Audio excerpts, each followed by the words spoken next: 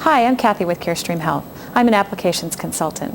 One of the things that my team and I are responsible for is delivering customer training on the DirectView software.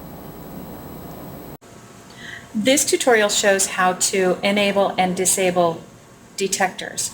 If you have a detector on one system that you want to move to another system, you need to understand how to disable and enable that detector.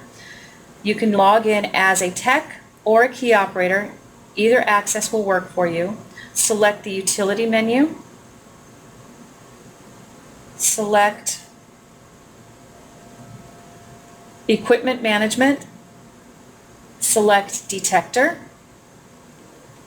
And you'll notice that your detector that's enabled on your system is listed with a green check next to it.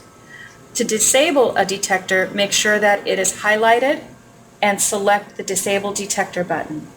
You're going to have three messages that come up. The first one asks, are you sure you want to disable? You say yes.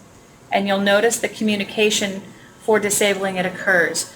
Do not walk away with your detector at this point. It has to completely disable before you can enable it on another system.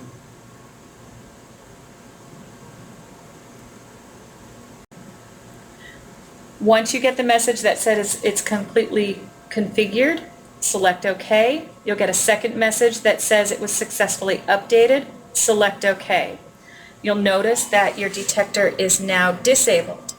You can then take that detector to another system, log back into your utility menu, and highlight the detector that you want to enable and select the Enable Detector button. Again, you're going to get the same messages of, are you sure you want to enable this detector?